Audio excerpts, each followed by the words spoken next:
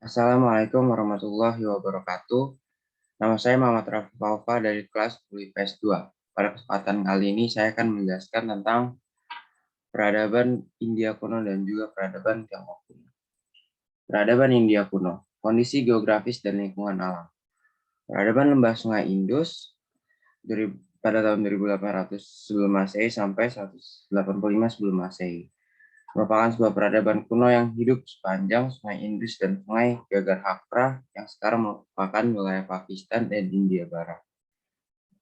Peradaban ini sering juga disebut sebagai peradaban Harappa karena kota penggalian pertamanya disebut Harappa. Selain itu, peradaban ini sering juga disebut peradaban Indus Sarasvati karena Sungai Sarasvati yang mungkin kering pada tahun 1900 sebelum Masehi.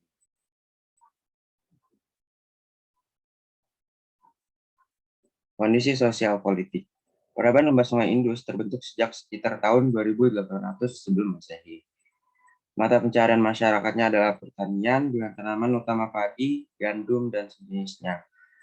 Hal itu dimungkinkan karena wilayah tempat mereka dekat dengan sungai yang besar, yaitu Sungai Indus. Mereka juga berternak sapi, kerbau, dan babi. Sekitar tahun 2600 sebelum Masehi, komunitas awal lembah Sungai Indus telah berkembang menjadi pusat-pusat kota yang besar. Kota-kota itu diantaranya Harappa, Ganeriwala, Mohenjo-daro, atau sekarang lebih dikenal dengan Pakistan, dan Dholatira, Kalibangan, Rakilgari, Kupar, dan Lothal, atau lebih dikenal dengan nama India pada saat ini. Kota Mohenjo-daro, misalnya, diperkirakan didiami oleh sekitar 35.000 penduduk, sementara itu Harappa berada di sekitar 565 km ke arah utara lembah Sungai Indus.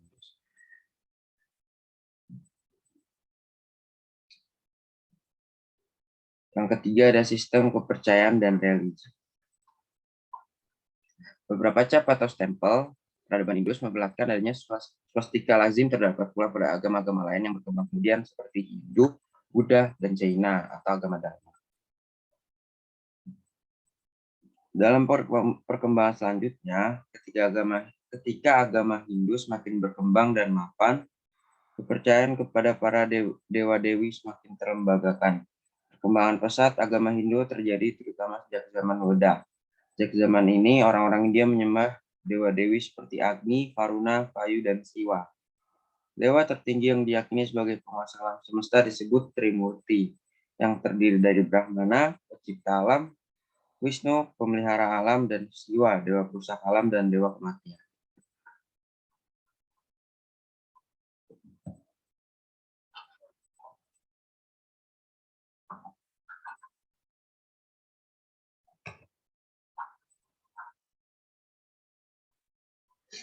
Hasil-hasil budaya dan peradaban India kuno. Yang pertama adalah hasil teknologi.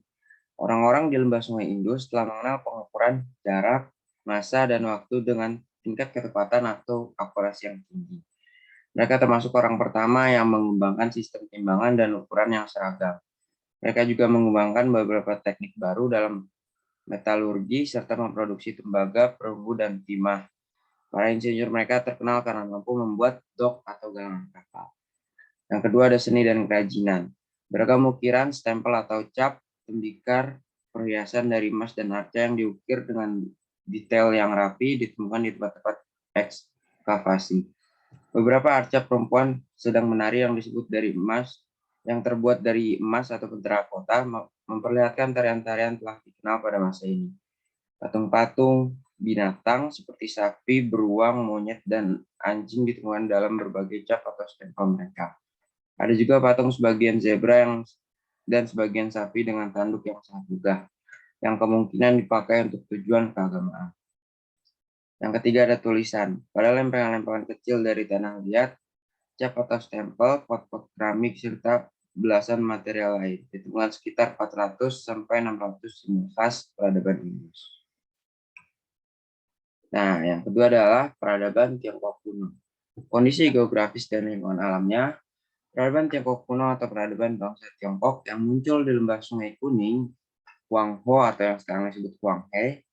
Sungai Huangho disebut juga sebagai Sungai Kuning karena membawa lumpur sepanjang alirannya. Sungai ini bersumber dari pegunungan Kunlun di Tibet dan mengalir melalui daerah pegunungan Tiongkok Utara hingga membentuk dataran rendah dan bermuara di Teluk Sili. Kondisi sosial politik. Yang pertama adalah masa dinasti Shang dari tahun 1600 sampai 1045 sebelum Masehi. Dinasti Shang bukanlah dinasti pertama di Tiongkok kuno. Dinasti pertama adalah dinasti Xia, namun peradaban Tiongkok tumbuh dan berkembang sejak dinasti Shang. Sejarah tertulis Tiongkok dimulai sejak dinasti Shang. Cangkang kura-kura dengan tulisan Tiongkok kuno yang berasal dari dinasti Shang memiliki penanggalan radiokarbon hingga 1500 sebelum Masehi. Wilayah dinasti ini berpusat di lembah sungai Huangho dekat kota Anyang sekarang. Pada masa awal dinasti ini, hasil kebudayaan perunggunya sudah sangat maju. Hal ini dibuktikan dengan sejumlah temuan artefak perunggu berupa guci, bagian dari kereta perang, dan senjata. Mereka juga sudah mampu membuat kain sutra serta menggunakan sistem tulisan yang rumit. Yang kedua adalah dinasti Qin. Dari tahun 221 sampai 205 sebelum Masehi. Sebelum dinasti Qin, Tiongkok dikuasai dinasti Zhou. Dinasti ini merupakan dinasti yang paling lama berkuasa dan pada zaman dinasti inilah tulisan Tiongkok modern mulai berkembang. Dinasti Zhou berakhir ketika bernama Yinzhang menaklukkan semua kerajaan atau suku bangsa yang ada di wilayah Tiongkok. Setelah mempersatukan beragam suku bangsa di Tiongkok ke dalam entitas tunggal nasional Tiongkok, Zhou Zeng lalu mengangkat dirinya menjadi kaisar dengan gelar Shi Huangdi atau Qin Shi Huang, yang berarti kaisar pertama. Inilah periode unitaris dalam pemerintahan Tiongkok kuno, menggantikan sistem feodal sebelumnya. Kekaisaran hasil penyatuan dan dipimpinnya dikenal dengan nama Kekaisaran Qin. Dengan karakteristik unitaris ini, pemerintahan dijalankan secara terpusat, yaitu di tangan kaisar. Kekuasaan kaisar bersifat absolut. Para menteri mempunyai hak untuk memberikan pandangan dan nasihat dalam penetapan kebijakan pemerintahan, namun tidak punya hak untuk memutuskan kebijakan. Pemerintahan pusat dijalankan oleh 3 menteri utama dan 9 menteri biasa. Menteri utama terdiri dari Perdana Menteri dan 2 wakil Perdana Menteri. Perdana Menteri menjalankan pemerintahan, sedangkan 2 wakil Perdana Menteri masing-masing bertugas sebagai pelaksana militer dan pemeriksa atau kontrol pemerintah. Dinasti ini tidak bertahan lama, hanya berlangsung selama 37 tahun. Menurut catatan sejarah, Shi Huangdi digantikan oleh putranya Qin Ershi dengan nama kecil Huai. Qin Ershi dikenal sebagai kaisar yang lemah dan tak punya pendirian. Ia mulai dikendalikan oleh 2 penasihat dekatnya, Li Si dan Zhao Gao, sehingga praktis ia berperan sebagai kaisar boneka. Oleh karena itu, pada masa pemerintahannya muncul banyak usaha merebut kekuasaan dari wilayah-wilayah bawahannya. Tiap pemimpin wilayah atau semacam negara bagian mengklaim diri sebagai kaisar dan tidak mau tunduk kepada Qin Ershi. Yang ketiga adalah dinasti Han dari tahun 206 sebelum Masehi sampai 220 Masehi. Dinasti ini dibagi ke dalam periode Han Barat, yaitu 206 sebelum Masehi sampai 9 Masehi, dan Han Timur 25 Masehi sampai 220 Masehi. Secara singkat terputus oleh dinasti Qin dari tahun 9 sampai 23 Masehi oleh Wang Mang. Dinasti Qin menandai berakhirnya dinasti Han Barat dan dilanjutkan dengan dinasti Han Timur. Ibu kota Han Barat adalah Chang'an dan ibu kota Han Timur adalah Luoyang. Awalnya Liu Bang atau Kaisar Gao membagi negara ke dalam beberapa negara bagian feodal dengan maksud memuaskan para pemimpin negeri yang bergabung dengannya saat perang Chu Han. Namun kemudian ia berhasil memusatkan kekuasaan sepenuhnya di tangannya sendiri. Kebijakan yang dibuat oleh Kaisar Shi Huangdi dilanjutkan pada masa dinasti Han berkuasa. Wilayah Tiongkok semakin bertambah luas, kekuasaannya meluas sampai di daerah-daerah yang sekarang disebut dengan Korea, Vietnam, dan Asia Tengah. Hubungan perdagangan dengan negara-negara barat seperti bangsa Romawi mulai dibuka. Saudagar-saudagar Tionghoa ini membawa barang dagangan seperti kain sutra, sehingga jalur darat yang mereka lewati dikenal dengan jalur sutra. Sistem kepercayaan dan religi. Sebelum lahir dan tersebar luasnya ajaran Confucius dan Mencius, bangsa Tionghoa menganut kepercayaan kepada dewa-dewa seperti Dewa Feng Pa, penguasa angin, Dewa Lei Si, penguasa angin topan, yang perwujudannya digambarkan sebagai naga yang besar, dan Dewa Saisan, penguasa Bukit Suci. Dunia digambarkan sebagai 9 lapisan langit. Di tengah-tengah dunia itulah terletak daerah yang didiami bangsa Tionghoa yang disebut Tianxia. Daerah yang di luar Tianxia dianggap sebagai daerah kosong tempat tinggal para hantu dan Dewi Pa. Dewi Pa adalah penguasa musim semi. Hasil-hasil budaya dan peradaban Tiongkok kuno. Yang pertama adalah filsafat. Ajaran para filsuf sebagai ilmu pengetahuan mulai berkembang pada masa pemerintahan di dinasti Han, di antaranya di ajaran Lao Tse, Konghucu atau yang lebih dikenal sebagai Confucius dan Mencius, yang dapat dijelaskan secara singkat sebagai berikut. Lao Tse mengajarkan bahwa di dalam kehidupan terdapat semangat keadilan dan kesejahteraan yang bersifat abadi yang disebut dengan Tao. Ajaran Lao Tse lebih dikenal dengan ajaran Taoisme.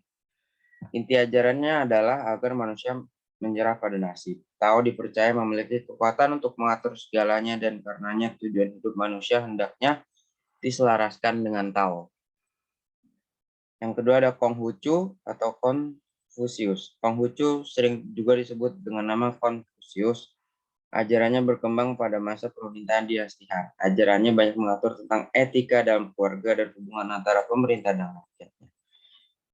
Lalu yang ketiga adalah Mengse atau Mencius, adalah murid Konghucu. Ada beberapa hal dari ajaran gurunya yang tidak disepakatinya. Mengse berpendapat bahwa ajaran sang guru lebih banyak memihak kaum bangsawan.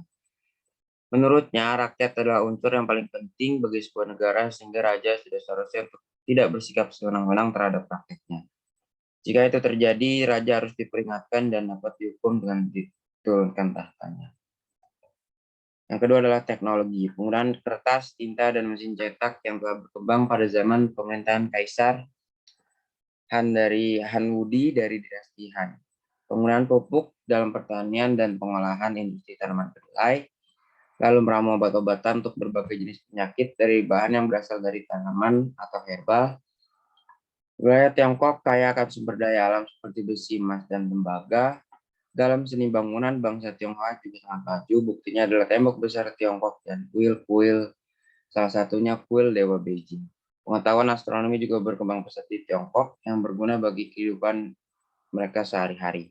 Lalu juga ada ilmu gastronomi, yaitu ilmu masak makanan, ilmu bela diri seperti kungfu, komoditas terkenal Tiongkok, yaitu kain sutra, dan yang terakhir adalah seni lukis dan keramik yang banyak digemari sampai sekarang. Seni lukisnya lebih banyak bersifat dekoratif dan memiliki corak yang khusus dan menggunakan warna-warna yang.